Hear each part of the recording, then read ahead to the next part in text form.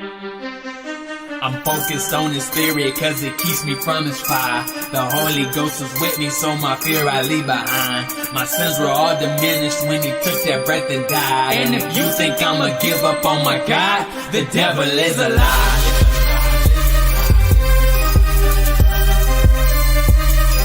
The devil is a lie.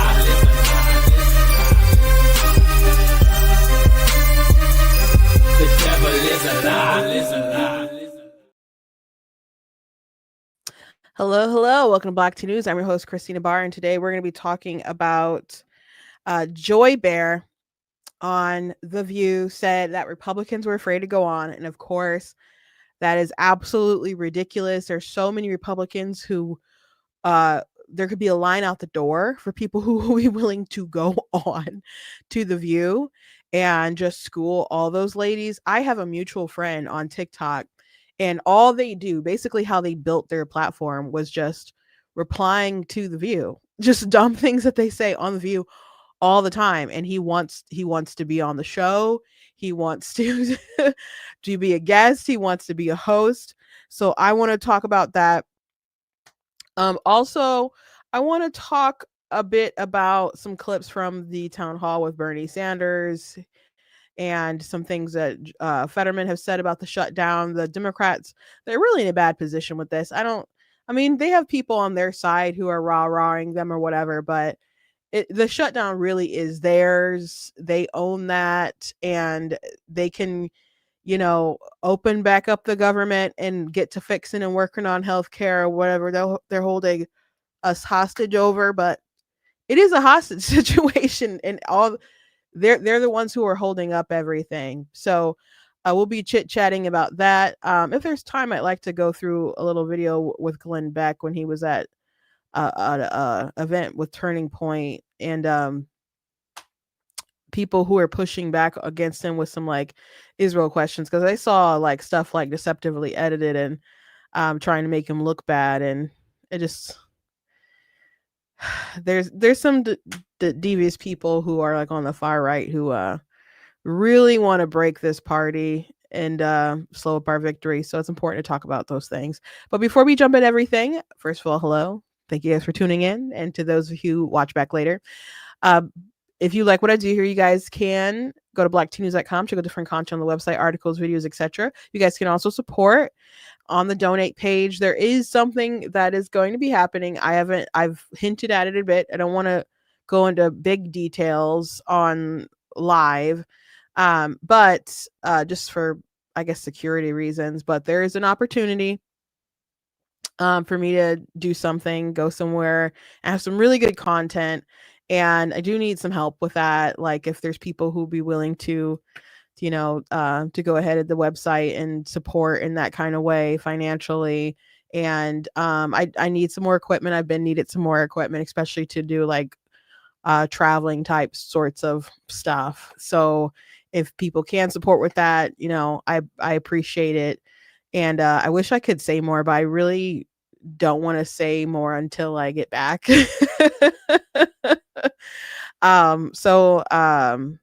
Just for like safety reasons, I guess. So I'll just leave it at that. But if you like what I do, like, you can support. You guys can do super chats. You guys can do stars. That's another way to support. But the best way to do it is just go to the website and hit the donate page. You guys can also check out different merch that's available, like different t-shirts and so on. And we got mugs that you guys can check out as well at the store. And you guys can also check out some of my books. And I have now 19, I guess. Not officially yet because Bigger is still pre-order, but we're getting there. Bigger is my 19th book. You guys can pre-order that. I do have a link in the description where you guys can pre-order Bigger. So go ahead and please do that. Also, I did post the link this time today. So about the painting party. So my sister, who did the illustrations for Bigger, she teaches painting classes, and today I did put my painting close enough that I can reach. And so we did this what's the best angle? That's not a good angle. We did a painting class on last Saturday, and it was with our like women's group, church group or whatever. So it was based off of Psalms 121. And so she taught us all how to paint this painting. Everybody's painting turned out really, really good. She's a good teacher. So anyway, we're gonna have an online painting session, and you guys can either go get the stuff yourself, or she can send it to you what you'll need. And but if she has to like ship the supplies or whatever, that's just like an extra $15 on the ticket. And so that'll be on the 2nd, and on the 1st we're gonna have an in-person one. So if you're, in Michigan or whatever, or I guess if you like to drive that much, wait, maybe well, hold on, let me look at the dates. It's yeah, it is the 1st for the in-person one, and the second one will be the one online. And the tickets for that, to sign up for it, is in the description of this episode. So if you're watching on Facebook, you should be able to see it. If you're watching on YouTube, you should be able to see it. So yeah, guys can go ahead and do that, and we will have a very fun time. Anyway, we can just jump right to it from there. And I want to start off talking about The View, because I don't know how long I want to talk about these ladies. And Joy. These ladies lie so much, and it's so ridiculous. It's so ridiculous.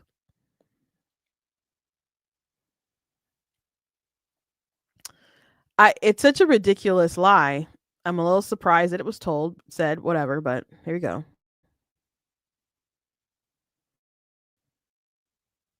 I think that we should have more Republicans on the show, but they don't want to come on. They're scared of us. It's like Marjorie Taylor Greene says that she finds the Republican men afraid of powerful women. Well, that may be true of all the political persuasions. But if they would come on this show, they can explain to us what they're trying to do to this country. I think that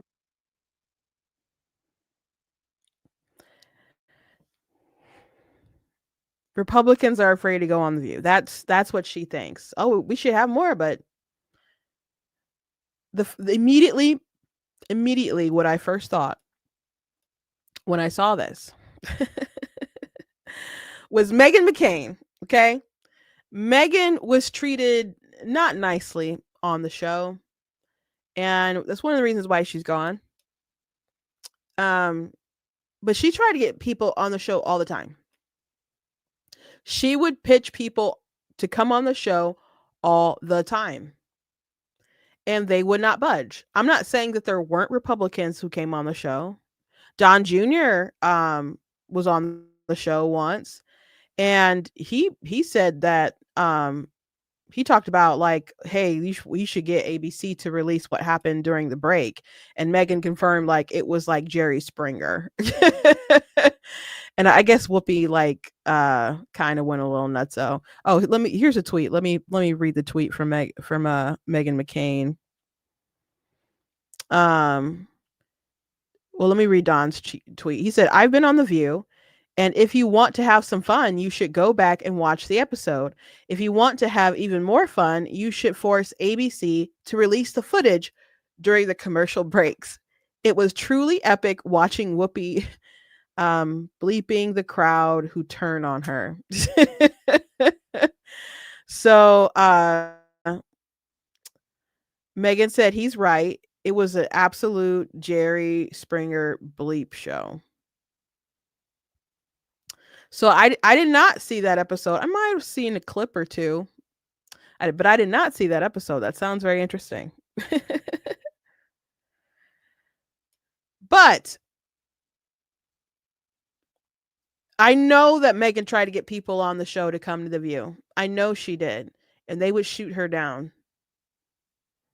They would shoot her down because all these people want different folks to come on the show, and she's outnumbered. She's like the lonely Republican. And they just probably don't want a lot of these people on anyway. They want to be in their echo chamber. And you can say, well, they have a Republican on.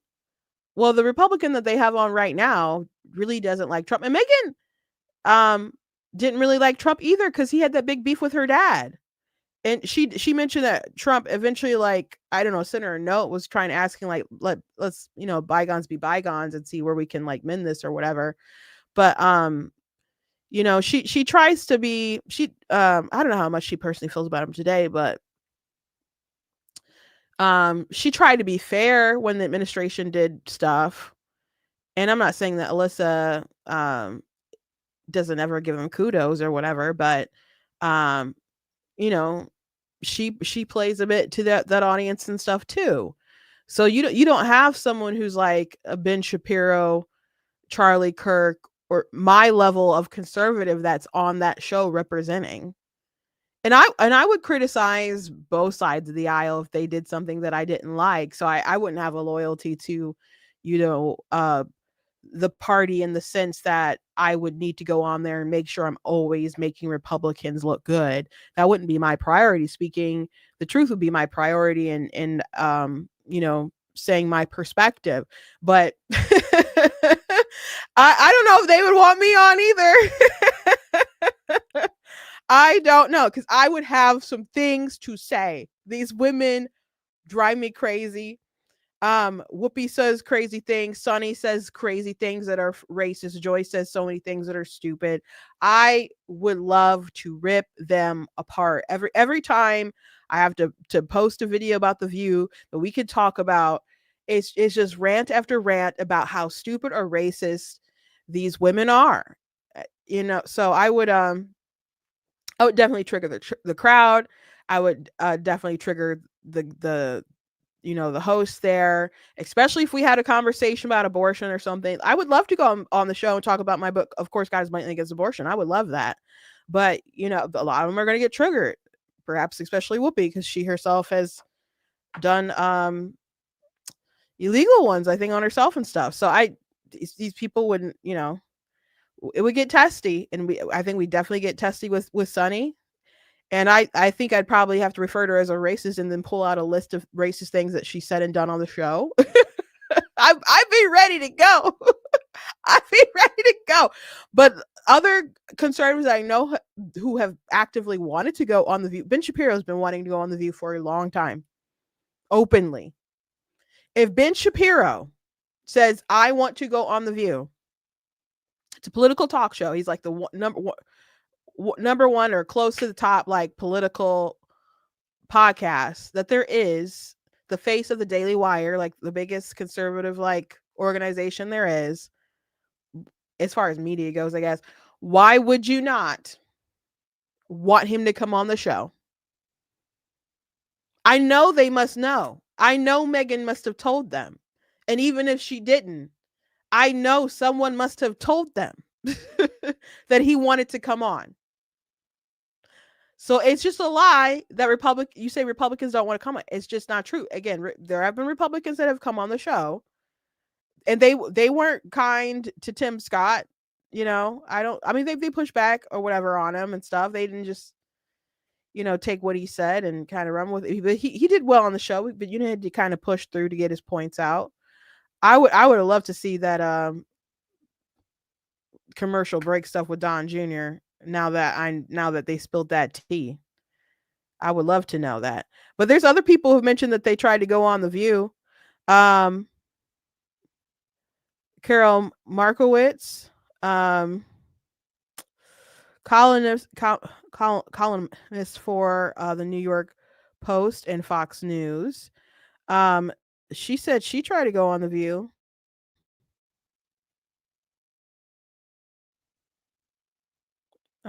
I've seen her tweet sometimes. I'm not too familiar with her, but she tried to go on The View apparently, or pitched it.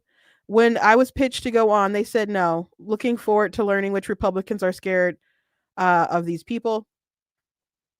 Byron Donalds said to The View, my offer still stands. I'm ready when you are. Byron Donalds would eat them up. Byron Donalds would destroy them all. Byron would destroy Sunny. Oh my gosh. I would love it. I would love if Byron went on the show. He's very good with media. Matt Walsh said for some reason they've also turned me down. I imagine that they probably, especially during the What is a Woman circuit or Am I Racist circuit, probably tried to pitch that stuff to them. Can you imagine if Matt Walsh went on The View to talk about what is a woman and how silly they all would have just looked not being able to answer that question? So they turned down Matt, apparently. Amala she said, I interviewed to be on The View, so that's actually a bit closer. I never heard back. Republicans and right-leaning people are by no means scared to talk to any of these women, especially not any of these women. No way. No way. Ali Sucky has said, I don't know. I think I might be able to overcome my crippling fear and step into the arena. I think Ali would be great on the show.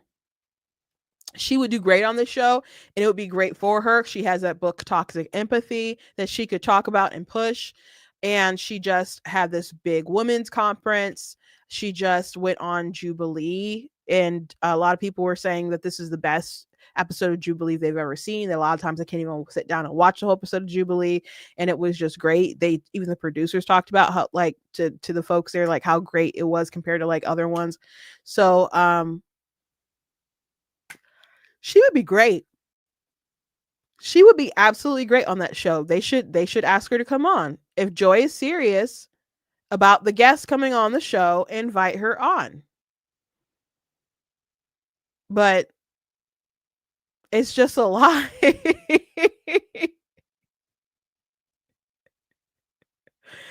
It's just a lie.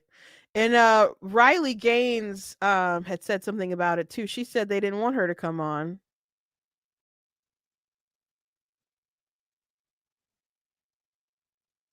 Yeah, she said when I was pitched to go on, they said no. Why wouldn't you want Riley Gaines to go on? Riley Gaines, who really pushed this movement for I mean, other people were pushing to stop kind of the transgender madness, but she was in the eye of the nation. That viral photo of her, standing next to William Thomas, aka Leah Thomas and stuff. Her going on university tours and being like trapped in the bathroom by these radical students. She'd be a fascinating person to talk to. And it's not like she's like saying something that's rocket science. It's just like basic common sense. She'd be a great guest, but having someone like Riley Gaines would really, really make the rest of the panel look stupid because they'd push back against just really common sense ideas that Riley could articulate, and she could talk about the horrors that other girls have had to go through while being cheated out of women's sports and other things like that. And all the other women would just look terrible. So it's not that Riley would be a bad guest, but she would just, make all the other women collapse, I'm sure.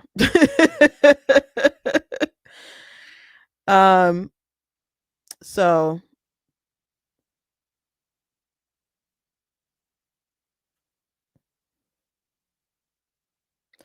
I would love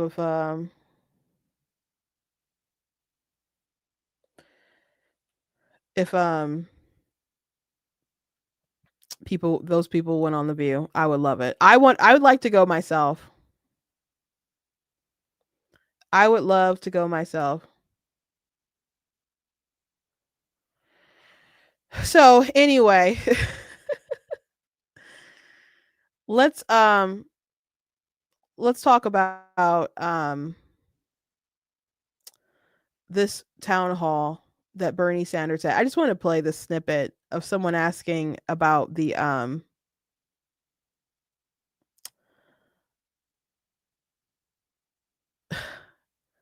Chuck Schumer and the shutdown. And this is a quick clip, but he just really made him look stupid. How do you think this shutdown reflects on Chuck Schumer's leadership? Well, I think it reflects more on Mike Johnson's leadership and President Trump's leadership. This is a leadership which said it's okay to give well, how do you feel? You tell me. Think it's a good idea to give $1 trillion in tax breaks to the richest people in the country and then make massive cuts to healthcare for working class people? I think Chuck Schumer has voted for continuing resolutions 13 times in the last 4 years, and he has the opportunity to vote for one again, but he's refusing to come to the Well, table. I think, look, How do you think this? Okay, Bernie. Somebody made a good point, and you look stupid. It it does look really bad for the Democrats because they have voted on this same thing over and over and over and over again. And now it's just too bad. Now it's too bad. And I've seen the media push on Speaker Johnson like, well, why can't you just come to the table? Why can't you just negotiate? Why can't you just, what's wrong with Donald Trump that they won't get all these leaders to come together and just really make them work it out? And Speaker Johnson is just like, there's nothing for me to negotiate. I don't have like Republican priority stuff in here. We already proved it in the House. We all done. We go on vacay. Like, we're done here with our portion. It's the Senate who has a problem. And this isn't a negotiation, he said. This is a hostage situation. They don't want to open up the government. And it's funny, they're like, well, Republicans have the House and the Senate. How is it the Democrats' fault? Because you need 60 votes and there's not 60 Republicans. Duh. They need some Democrat votes. And you have people like Crockett going on different podcasts talking to other Democrats, and they keep pushing that point like, it's the Republicans who are the head of everything. Are you guys stupid? I know some of them are. Some of them are just playing stupid on TV. Some of them are just playing stupid on TV.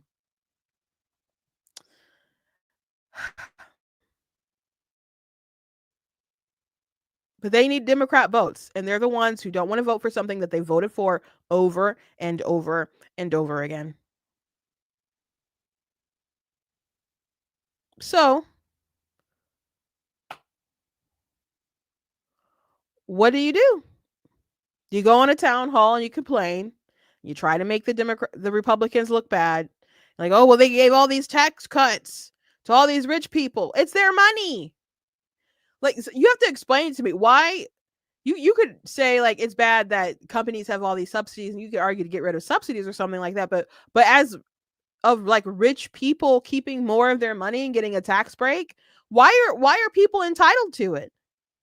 I do think that people should be charitable with the money that they have and invest it into other opportunities or give to people out of the kindness of their heart, where they could be toward their medical bills or help them with college, or set up like different grants or things like that, scholarships. There's all kinds of ways that wealthy people could contribute to those who don't have as much. And I'm not saying like get rid of different entitlement programs. That's not my argument. But I feel like they're morally obligated to do something, but saying that the government has to confiscate their money, like that's the moral thing to do. It's not moral just to take from other people because they have it and you don't. As a matter of fact, that's sinful because it's coveting. You're not supposed to covet your neighbor's wife or oxen and all that stuff. Like, so much of the Democrat Party is focused on covetousness, the eat the rich crowd, which is funny because Bernie Sanders is rich. Bernie Sanders, a no good, do nothing, who went into office, who was lazy, didn't have much that he ever built and did in his life before. And now he's this rock star of the left, while he has like multiple homes or whatever. He used to talk about the millionaires and the billionaires and all the money that everybody else had. And now he just talks about the billionaires. It's hypocrisy. It's pure hypocrisy. Fetterman also like said some comments about the shutdown when he's on a program with at the Kennedy Center on News Nation. I'm gonna go ahead and play this clip. That's why shutting the government is really what the Democratic Party wants to do. And I follow country, then party, and it's the wrong thing for the country in a period of chaos. I refuse to vote to shut our government down. I absolutely would love to have.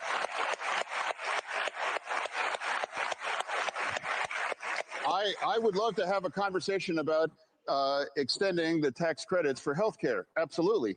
But I would remind everybody, too, this was designed by the Democratic Party to expire at the end of the year. This is not something taken from by the Republicans. They were designed to expire. Now let's have a conversation to extend it and not shut our government down. That's what. So there's another hole in the narrative.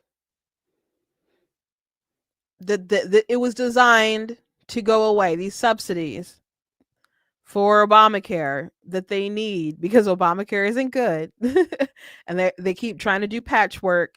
And something, by the way, that I don't think was ever designed to work. I think it was designed to not do well, and then everybody was supposed to go into universal health care. That's what I think. And that was the big talk back in the day. Everything that they sold you on Obamacare was a lie. I went to that rant the other day, but you like your doctor and keep your doctor. That was a lie. One lie of the year, by the way. If you like your plan, you keep your plan. That was a lie. The Obamacare architect actually was on camera talking about how they got it passed due to the stupidity of the American voter because they didn't understand what it was. And he said if they understood what it wouldn't have passed. So the fact that folks didn't know what was going on is the reason why they got it done. And that was like, I don't know how widely reported, but it was on the news, even like I think CNN and stuff had reported at the time. But yeah, those were his words. It passed because of the stupidity of the American voter. And so I mentioned the other day how Trump got rid of like the mandate, which is good because they were like the mandate was just unethical. Should have been unconstitutional. There was a ruling by the Supreme Court that basically counted it as a tax, but they got rid of it. And there were different things that they tried to gut about Obamacare, but it's it's still in place. If people complain about the healthcare system in place, what we have is like owned by the Democrats, pushed by the Democrats.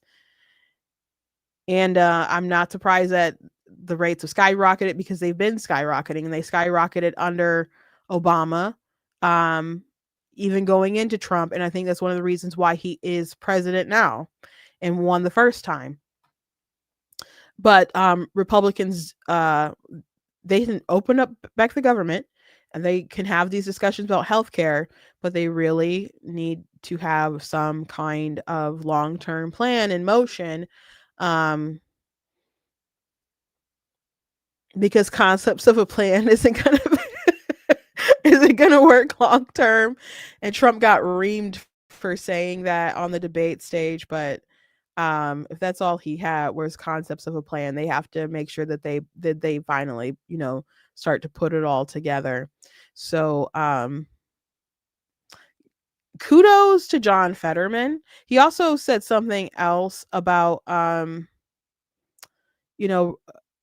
Republicans and Democrats and not condemning them. And I want to play that too. After Charlie Kirk died, he said some really wise words. It's funny that this guy who had all these issues, pretty radical positions, and I really, really push for him not to get that seat. I don't want him to still be there. I'd rather a Republican have that seat, but he's definitely someone who's willing to put the truth over his party, and I appreciate that. I'm the only Democrat in my family. I grew up in a conservative part of Pennsylvania, and I grew up and I know and I love people that voted for President Trump. But they are not fascists. They're not Nazis. They're not trying to destroy the Constitution, those things. And that's part of another thing. I refuse to call people Nazis or fascists, or I would never compare anybody to Hitler and those things. And now that kinds of extreme rhetoric is going to continue. We're going to be more likely in resulting in extreme kind of outcomes and political violence and doing all these kinds of things, like Charlie Kirk. For me, all I could say is like, let people grieve, give people the space. I'm not going to use that terrible thing and that Pasek assassination to make my argument and try to put out my views. It's like, my God, you know, he's a father that had his neck blown out by a bullet. And now people have forgotten. President Trump was in my state, was shot in the head. And if that would have, could you imagine where our nation would be if he was hit in the same way with Kirk? We really got to turn the temperature down. And we can agree to disagree on these kinds of things. But right now, shutting down the government, I just can't take it that. So kudos to John Fetterman. I didn't know that about him. That basically he was the oddball in his family. He's the only one who's that explains a lot. That explains a lot, actually. But you know, there are people who grow up and they go left and they completely abandon their family and they decide that their family is fascist and racist and all that different kind of stuff. So kudos for him for keeping his perspective and all that. But yeah, that was very enlightening. I wonder if they on the commercial break, if they end up moving that microphone, because that little scratchy noise was probably from his microphone and hitting his beard when he kept like turning his head. If you wondered what that was, what was going on there. But other people like replied to that comment, like Colin Wright. Colin Wright is I don't think he's on the right or whatever. He's an atheist, but he's like I think he's a biologist or something. Yeah, evolutionary biologist. And so I've seen his content a lot because he pushes back against like the transgender multi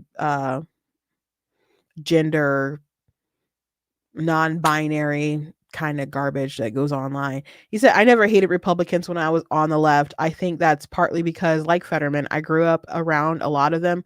My parents and their friends were all Republicans, and they were smart, caring, and loving people. But many families are politically homogenous. That's understandable, but it can create a bubble and make it easier to demonize the other. If your view of opposing party is shaped by media rather than personal interactions, it's easy to start believing they're evil. And I think Christina Buttons had replied under it somewhere. Yeah. She said, the latter scenario was me. I grew up very liberal, didn't know any conservatives. In my view of them became shaped by the media for a period of time in 2020. I was glued to the news for pandemic updates. Then when my cousin died of COVID, I started believing the voices that were telling me it was Trump's and the Republicans' fault. And that led me to hate them. But thankfully in 2021, I stopped listening to the media and started reaching out to the conservatives to have conversations with them. And they are now the best people I know.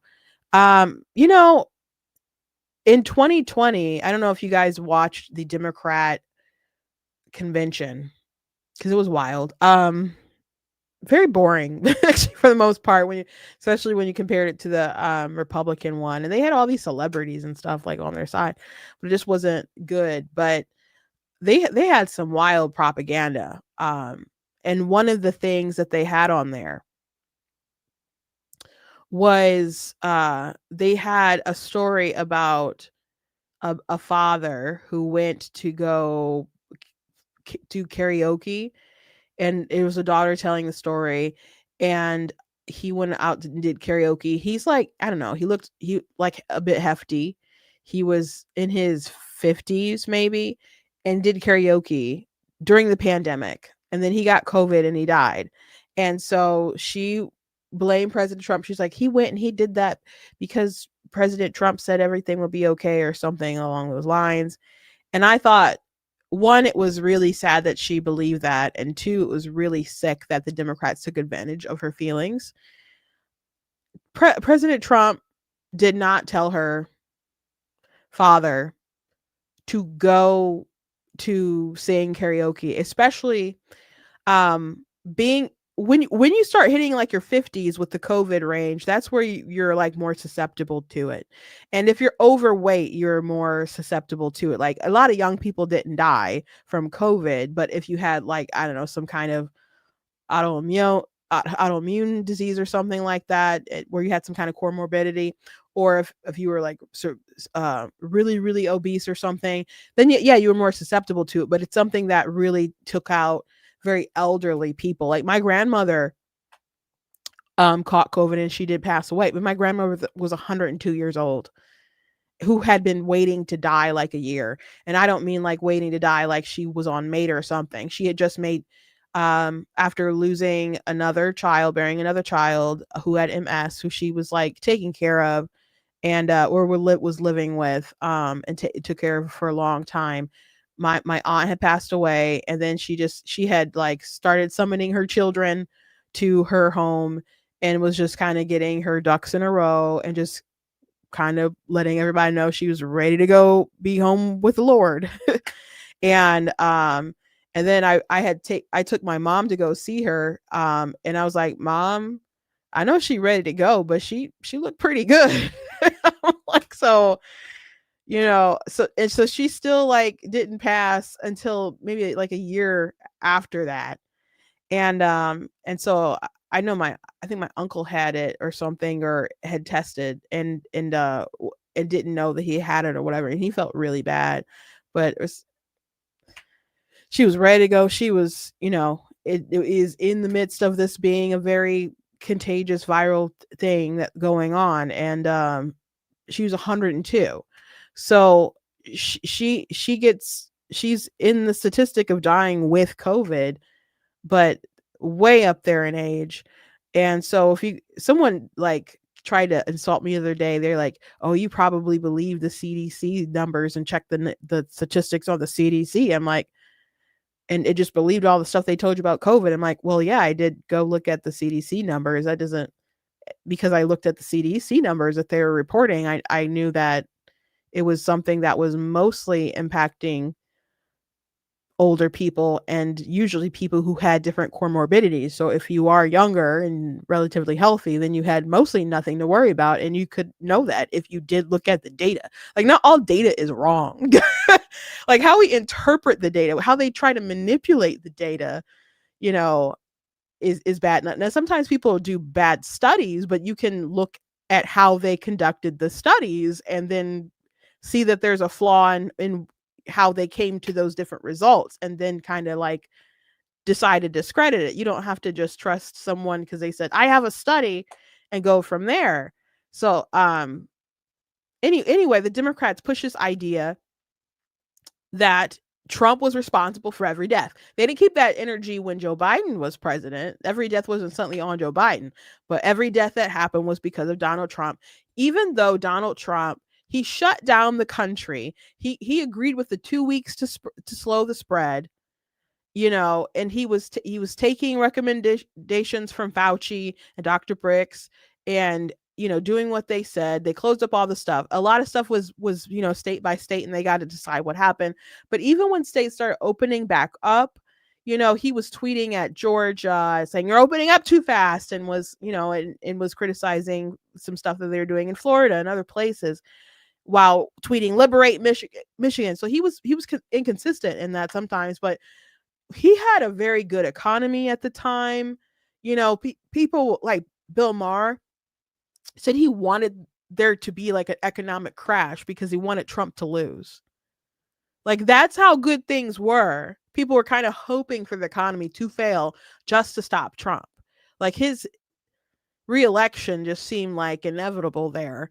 And then he had to shut the whole country down, which pumped the brakes on the economy. And then people were in constant fear. They had death counters on the screen on different news sites, news organizations, and they were just scaring people and turning customers against businesses, turning neighbors against each other. Oh, if you're not masking, you killed my grandma. It was just a terrible, terrible time. I like talking about it because I don't want people to forget how insane the world was. I was disappointed how quickly people were willing to give up their liberties so quick. And I understand that a lot of people were afraid, but a lot of people didn't have the kind of they didn't have reason to be afraid, even if they really looked at the data. As a matter of fact, um, like later on, they, people were like, "Oh my gosh, you could take the jab and then not spread it." There was a early news report about if if you take the jab, you could still spread it. So once I read that, I was like, okay, well, this "you kill my grandma if you don't get the jab" thing doesn't make any sense because you can still spread it to grandma. And if your grandma has it, it should protect her, right? So you telling me to get the jab for you, that doesn't make any sense. You can get it for yourself. You can get it for yourself, but don't try to, push all this you're bad. I'm better than you because I got it and you didn't. Nonsense. But they wanted fear and they definitely got it. And then Trump, approved a lot of different things for that ended a bunch of funds. We spent so much money, and a lot of those funds went to go fund election shenanigans that ended up leading to him not being in Oval Office, like funding the mail-in ballots and things like that. They broke the whole world just to stop this man from being in the Oval Office, and yet here he is back again. Back once again. But yeah, I'm glad Christina Buttons came around.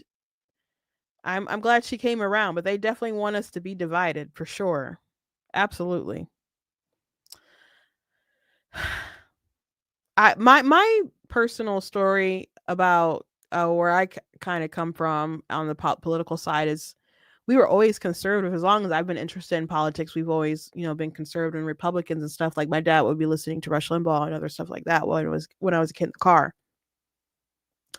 But prior to my sister being in high school, like I don't know what grade or whatever, but she had a teacher who was pretty conservative or whatever, but he would give a test. And this is like in a inner city school.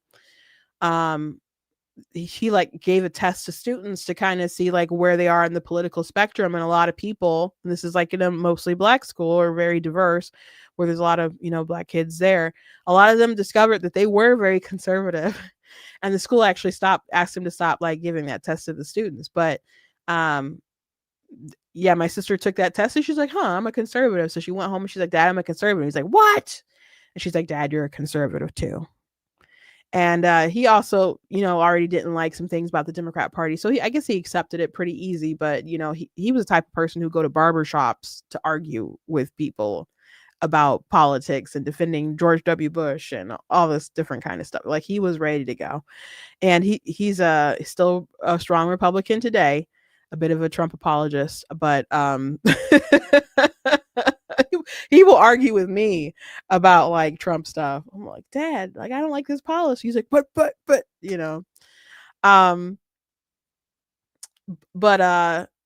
he at one point, believed he was a Democrat, just like a lot of, black families do, but we've always been strong in our faith. So different social issues and attitudes that they had even back then didn't quite jive with him. So it was easy for him to accept, once my sister had the revelation that they were conservative, he switched sides hard. But I still have a lot of family who are Democrats, especially like on my mom's side of the family. I have my eldest uncle on that side. He is a big Democrat, and but he's still like giving money, like when we had like different causes or ran for office or whatever, he was still supportive in that way. And I just really try not to debate him. Because well, one, I could kill him in a debate, but I just it's just not very fruitful. And some people, I think it's important to have different conversations, but sometimes you got to know who you can and you can't talk to about a lot of this stuff. But at the end of the day, they were still family, and they respect where I'm coming from, even though they don't agree with all the politics and policies or whatever. Um, but we know each other, we love each other. And I think it's so unfortunate there's so many people in this country who will just shun their whole family, will go to Thanksgiving and just ruin it if they could stomach to go. They have to drop all their friends, and it's just really, really sad that people don't have real familial connections. They'll drop that stuff over politics. Friends that they've known for years, all for like Reddit, Tumblr, TikTok clout, and go to their little bubbles, maybe sometimes in person, to affirm them, and they'll just start losing a grip on reality. And when you are deep in your echo chamber, that's when you can start getting more radicalized. And if you believe the other side is Hitler and they're fascists, and these words, they have emotional attachments to them because we think of death and destruction and tyranny, and we don't want that. And if you actually believe that Trump is those things, or his followers support those things or push those sorts of things, and it could really be the end of the country, people and then you have people who maybe they can't fix stuff in their own lives, but they feel like they could be called to something bigger than that and be remembered for doing something of that caliber. They'll become dangerous. So I do appreciate Fetterman, but his background makes a lot of sense.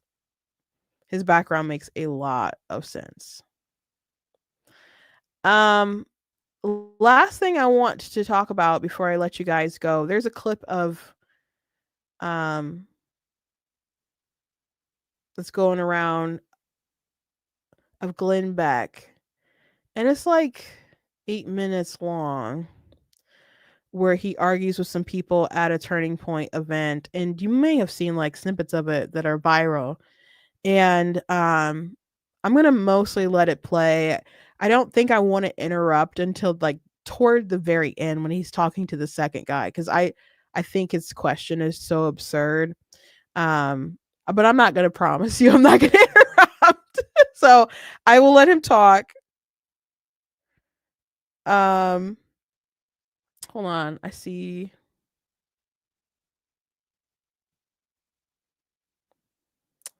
Oh, okay.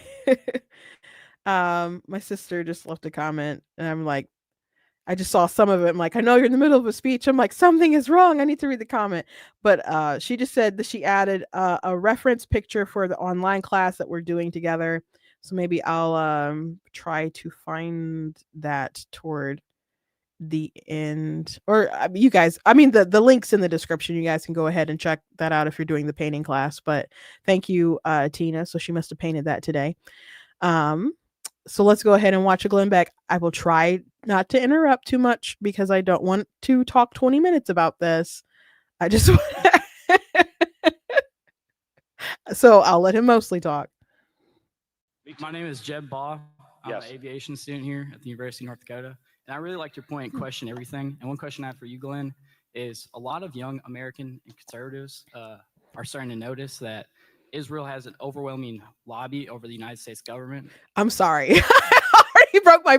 I didn't promise anything.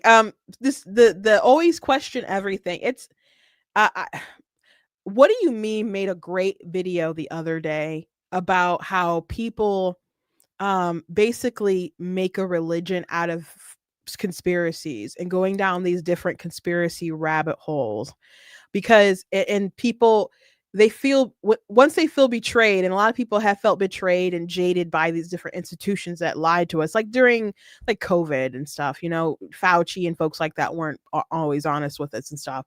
And so we've developed a, like, we can't trust these institutions. And people say that all the time, like, oh, you still trust the FBI, you still trust the CDC, you still trust, like, oh, remember what they did with this and that.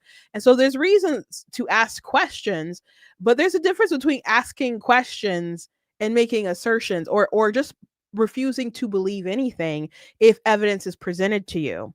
I mention this KGB agent all the time. He talks about the demoralization of society. And one of the things when you're completely demoralized is if you don't accept the truth. And I mention that a lot, talking about like the transgender issues and Democrats and stuff. Like, it's very clear that this is a man, this is a woman. And they'll be like, no, a woman is how you feel, and et cetera, et cetera. They'll say things that aren't true because they're just so totally, completely demoralized. I think you can throw that on the other side. When people are so completely demoralized, they can see something that's also true, and where there's a lot of good evidence. Like, there's a lot of good evidence that Tyler Robinson killed Charlie Kirk. It's very very tight with a lot of the evidence that they have, and people are just like, no, nothing about it makes sense, or so much about it doesn't make sense.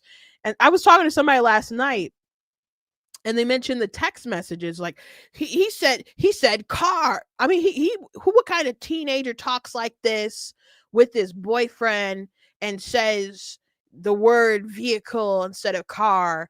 And so I'm like, where have you been? There's a body cam footage where he actually says the word vehicle.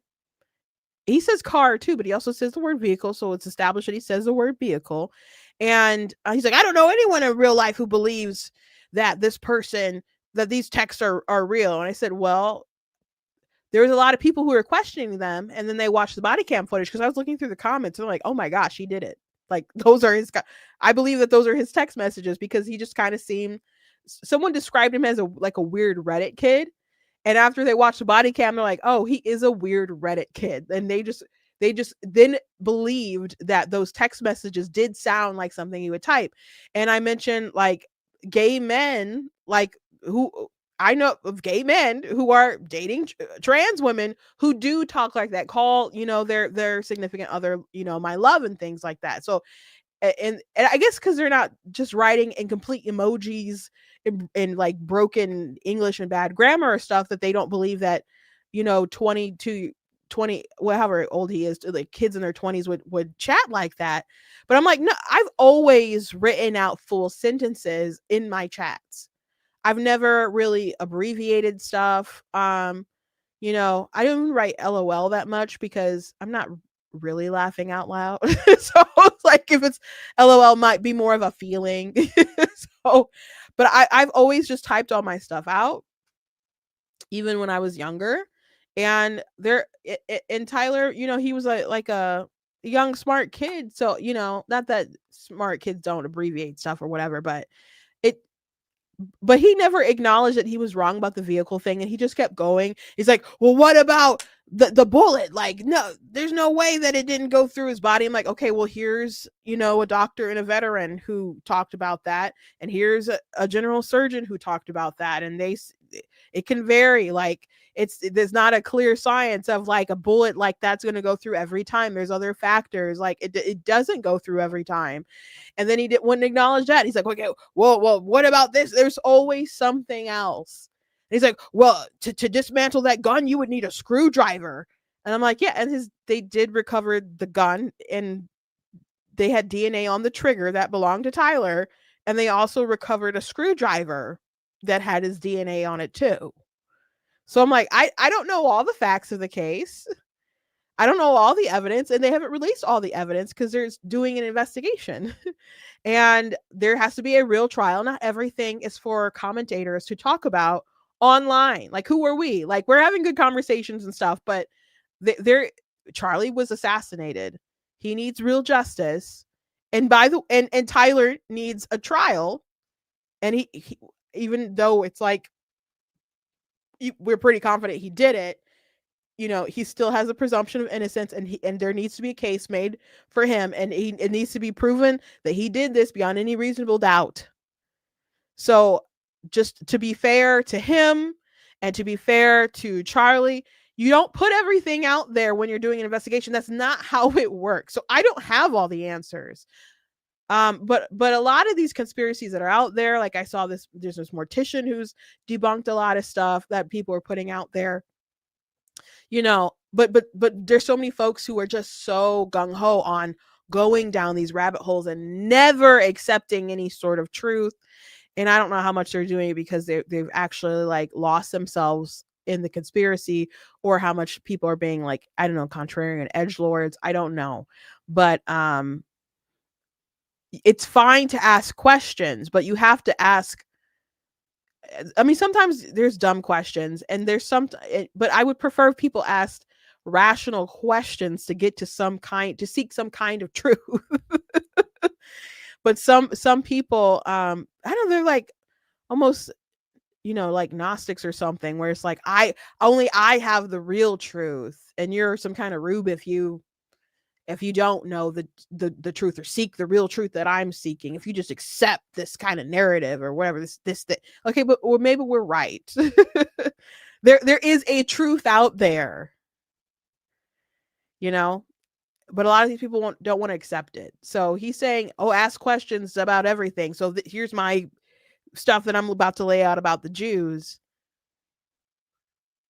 It's fine to ask questions. That's fine. But where's your heart? Where's your intent at the end of that road? Where are we going?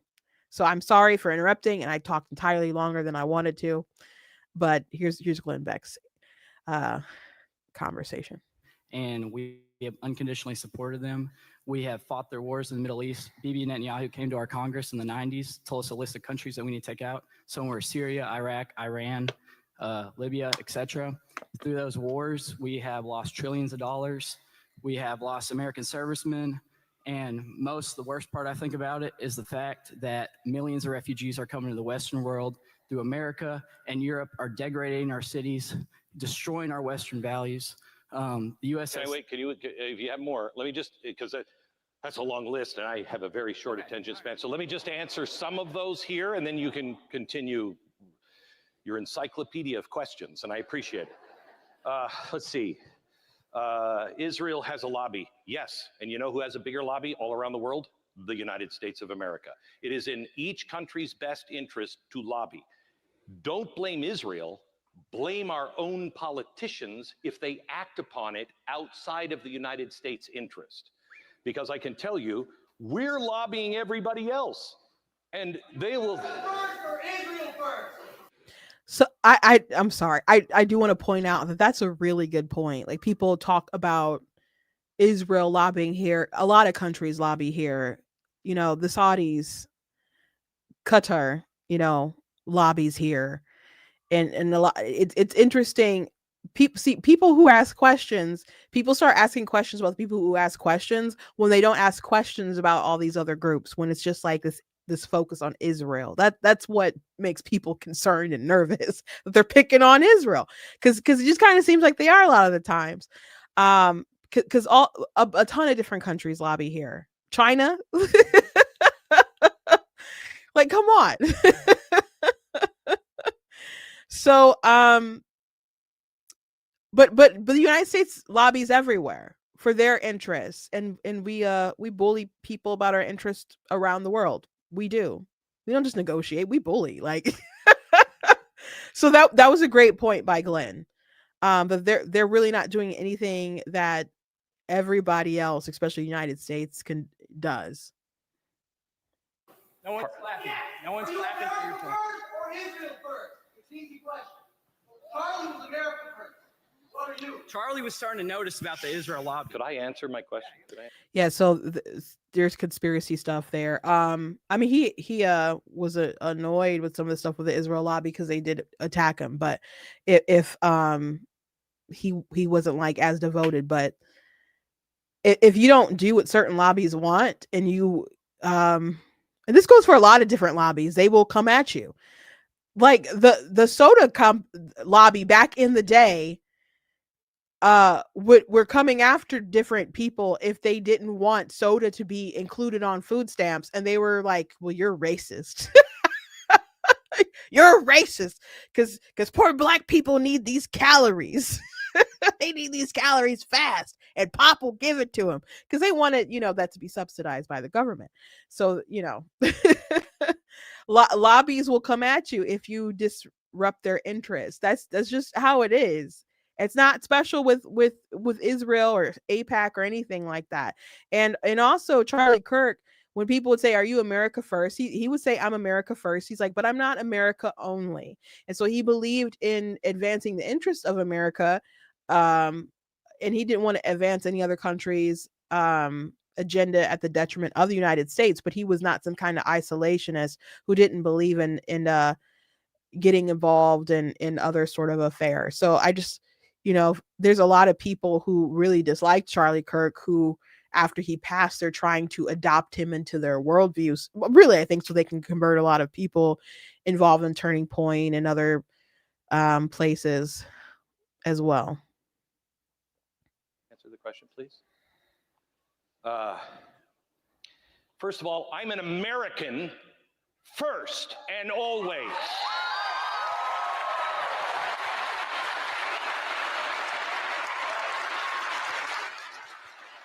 But the reason we have refugees all around the world is not Israel. It is a global system of people trying to take down the West.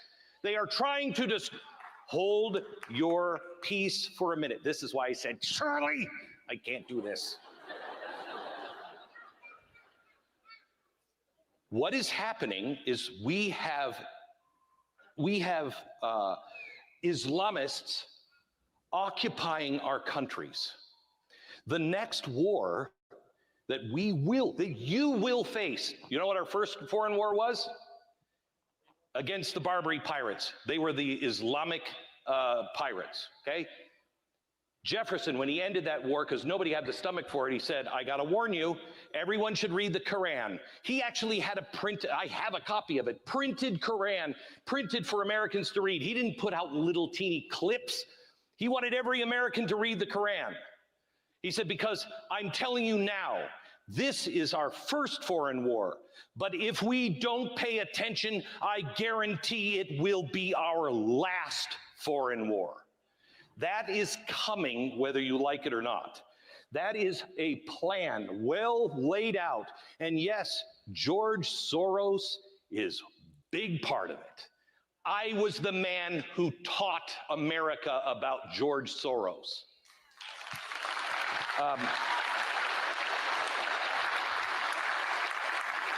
One last thing. Here's my problem with this whole thing. Is it okay to set babies on fire? Is it okay to rape babies? Is it okay to kill people and have glee? Hear me out. Oh, dear God. Dear God Almighty. I will pray for you.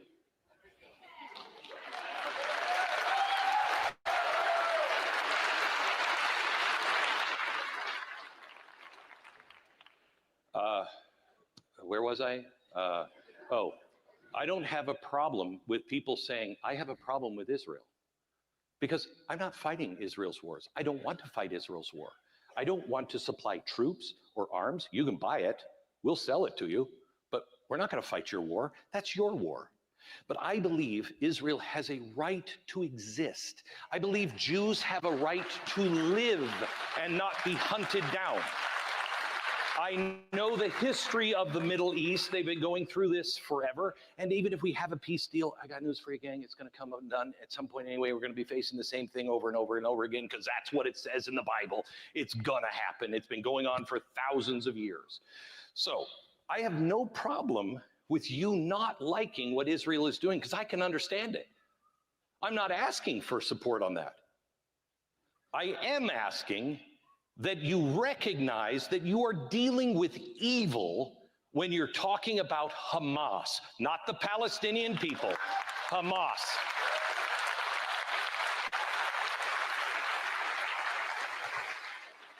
All right, so Israel has lobbies for all the countries around the world. They have lobbies for New Zealand, England, France. No Muslim has any lobbies. Another thing, you're talking about the stuff they don't teach in school.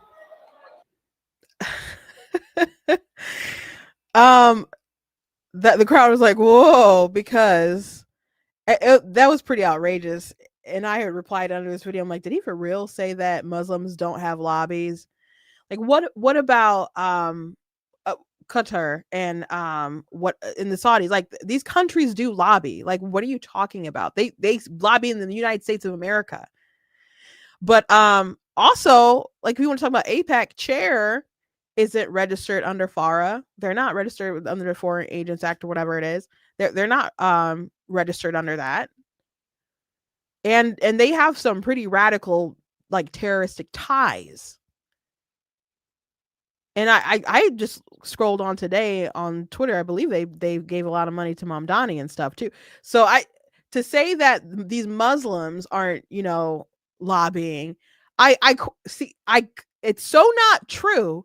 Why would you believe that? Why would you assume that? Because you didn't research that and find that out, because that's definitely not true. And you can find out the truth very easily. So what's the point of this lie or this ignorant assumption? What's the point of that? Why you're coming so hard for Israel? It's not just them coming hard for Israel. They're also like doing cover for Muslims. And I find that very nefarious. I'm so glad that Glenn Beck went into that history about the Barbie pirates. And I didn't know all the stuff that he said about the printing of the Quran, and this is our first foreign war. And if we're not careful, it'll be our last one. I'll have to look more up on that myself. But Islam is a problem.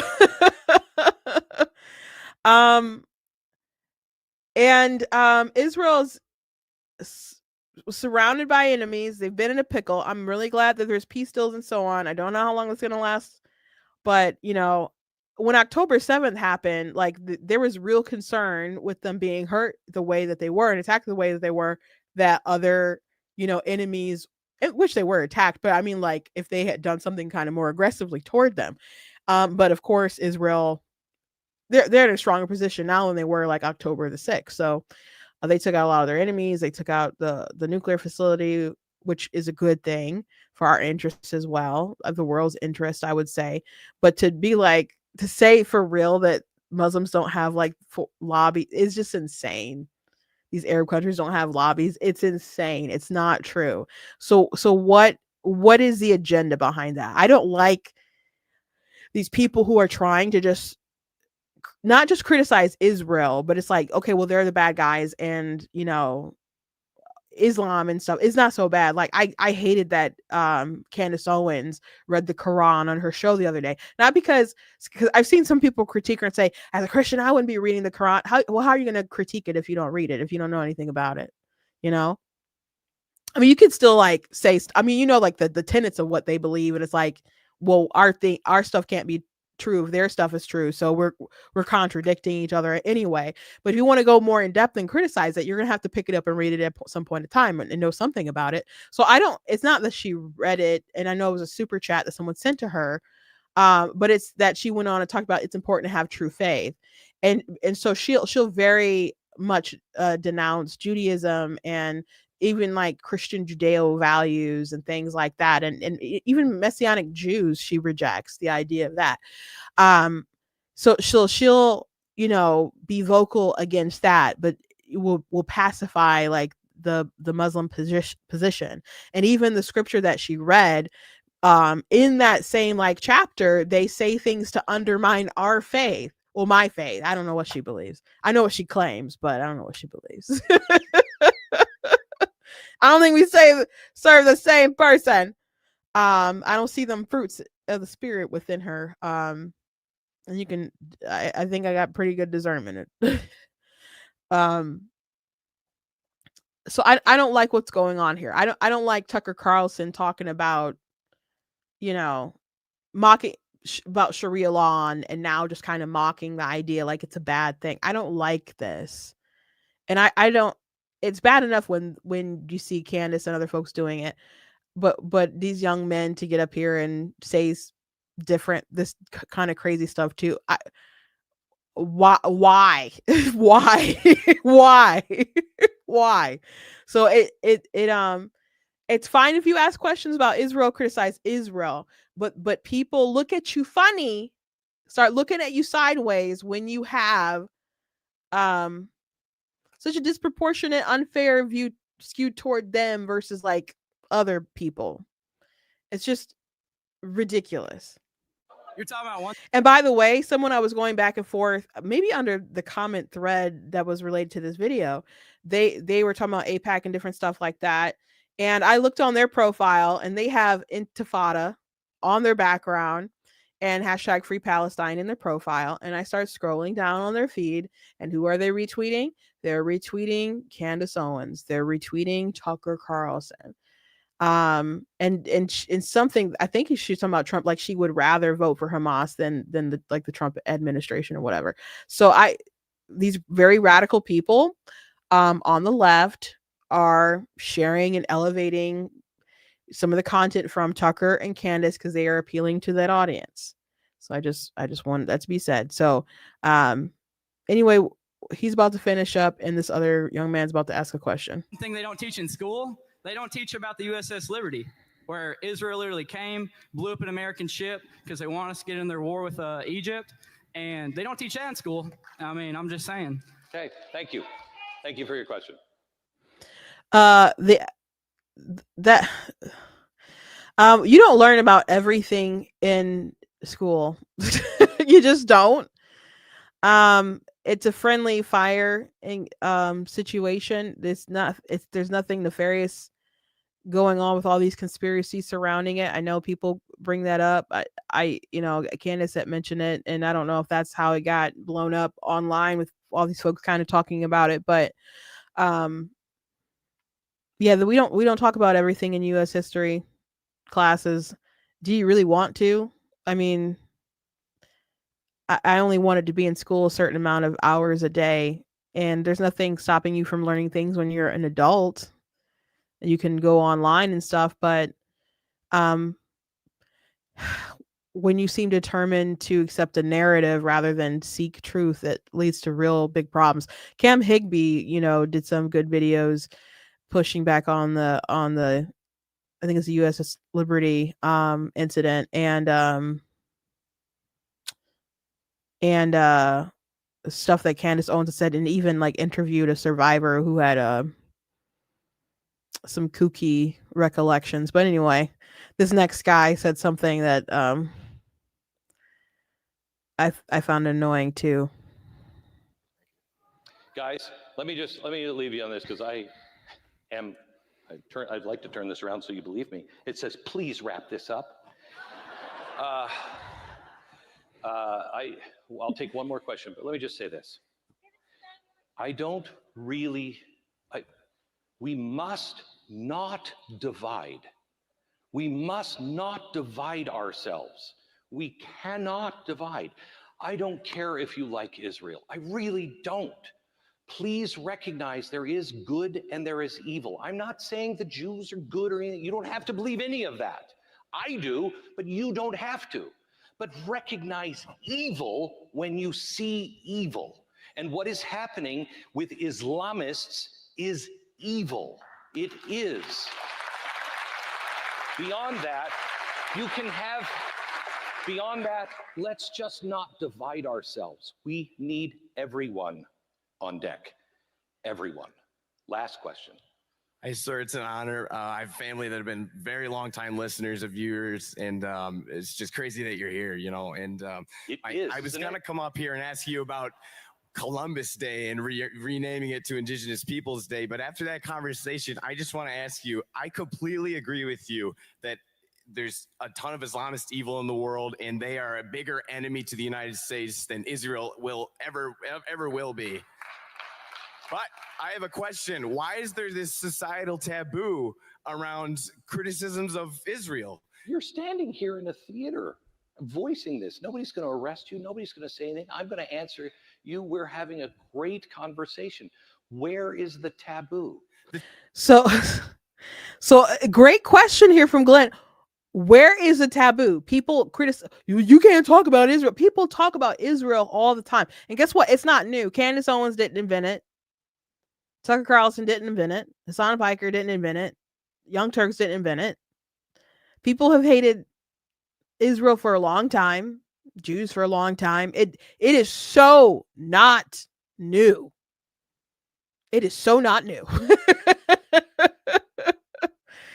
It's so not new, guys. Like I remember, especially like being a kid, hearing about stuff going on in Israel and rocket fire and terrorist attacks and all kinds of, like, all the time.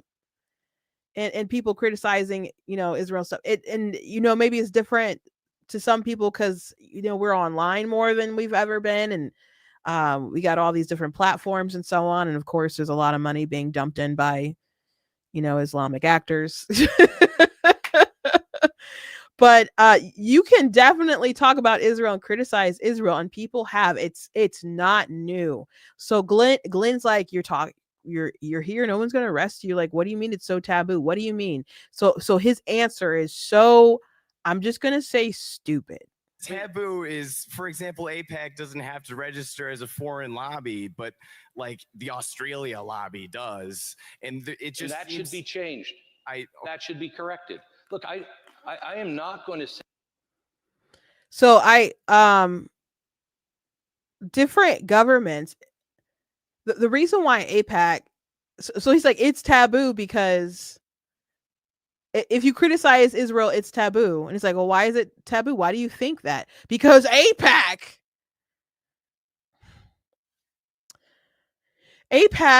is an American organization that is ran by Americans, that is funded by American individuals. Yes, they are promoting interests that are for the United States and Israel and their relations. That's true. And there are other organizations like Christians United for Israel, for example, that support Israel, and Christians supporting Israel and all that kinds of different stuff. There's Americans here who want to support Israel, make sure it's in the hands of Israelis, especially so they can continue going to the holy sites and feel that they're safe and stuff over there. And they have different evangelical ideas about why Israel is important and so on. People can agree or disagree or debate about that or whatever, but AIPAC is an American lobbying group, and it is not as big of a deal as people make it seem, like compared to other domestic lobbies like the healthcare lobby. Like it's so small compared to like a lot of domestic lobbies, but compared to like how much money like other like foreign countries have like put into the United States to influence people, it's not nearly as much influence as you think. Also, like Ted Cruz, he was talking to in an interview with Tucker Carlson, and they had a contentious interview, man. But at one point they were talking about AIPAC, and Ted Cruz was like, AIPAC's not even that good of an organization. Like the Obama White House was like, you guys can stand with us or you can stand with Israel. And Obama had an advisor, his nickname was Hamas. That's how much they didn't like Israel. And what did AIPAC do? Virtually nothing. Like they didn't really, go on a big campaign to really take out those Democrats and stuff and make sure that all these Republicans and stuff were so they don't do enough. They do try to advance their goals like other lobbying groups do, but it is an American group, an American organization. So if he's talking about like the country of Australia having to register, yeah, because they're a foreign government. AIPAC is not Israel lobbying to different Americans or whatever. There's American citizens who are making those decisions. So that's what it is. It's a different circumstance, okay?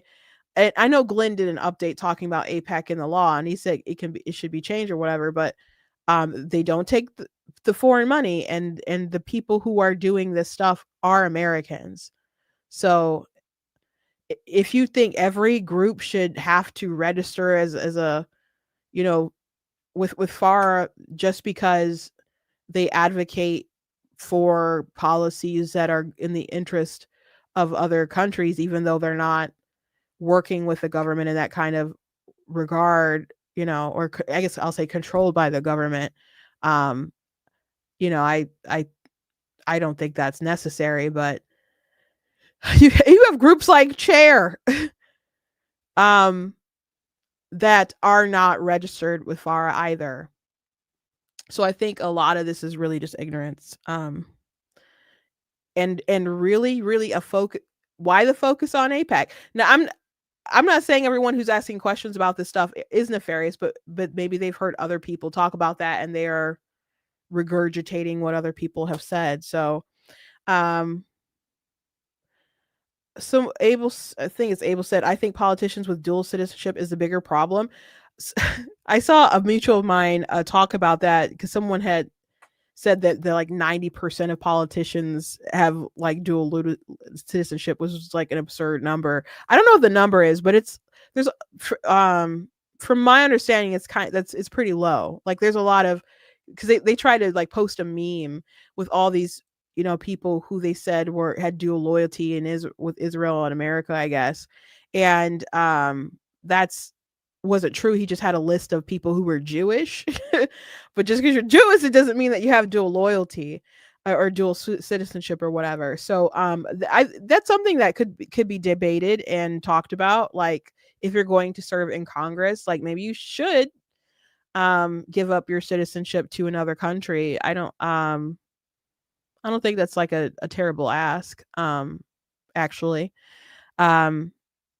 But the there's a lot of people who have ideas about how many like people in Congress have dual citizenship. I don't think the number is that large, and it's not only like Israel either. So, but yeah, I definitely think that's worth discussing. Anyway, I think someone just wrote a comment about earlier. They're not watching it on time. Someone said plenty would, but they would just talk over them. I'm assuming that comment is about The View, what we first talked about when we started. I would love to go on The View. But yeah, but they would, people who would go on there would get talked over for sure. They would let them say their piece a bit, but those ladies are crazy. I really can't get over Joy and her comment saying Republicans were afraid. It's just a blatant lie. Anyway, thank you guys for joining me today. Please go to blacktunes.com, check out different content on the website, articles, videos, etc. If you like what I do here, please consider leaving a donation on the website because it does cost a stream. Run my site, all that good stuff. If you guys can support it, very much to appreciate it and appreciate you guys. You guys can also check out different mugs like the black tea mug. I got the You Are Not That Special mug. I also got that in a t-shirt so you guys can trigger someone in your life today, but just let them know their place. And then my Money, My Business shirt. I made that about abortion, but I guess, all you isolationists out there could probably get that too. I'm Not the Victim You're Looking For. That's one of my favorite shirts. I have it somewhere in my room. I have to find it. But I also have different books you guys can check out, like Slay Your Fear, How to Overcome a Spirit of Fear. I also have many more books than that. Most of my books are fiction, and I do want to encourage you guys to pre-order my book Bigger, and it's available for hardcover, and it is available on paperback. You guys can get it on my website. There's a link that'll take you to my website where you guys can get it. I did check like Books A Million. I did see that it was on there. I did see that it was available for pre-order on Barnes and Noble, so that's pretty neat. To see that and stuff too. I just love like hardcover for my children's book. Anyway, thank you guys. Got a lot of exciting stuff coming up. I wish I could tell you guys all the things that I'm about to do or trying to do. And again, I don't want to say exactly what's going on for I just don't want to announce to the world where I'm going to be like in advance. I'm sure you can understand. But beyond that, I'm excited about my book signing and things like that. So anyway, God bless you guys, and I'll see you next time.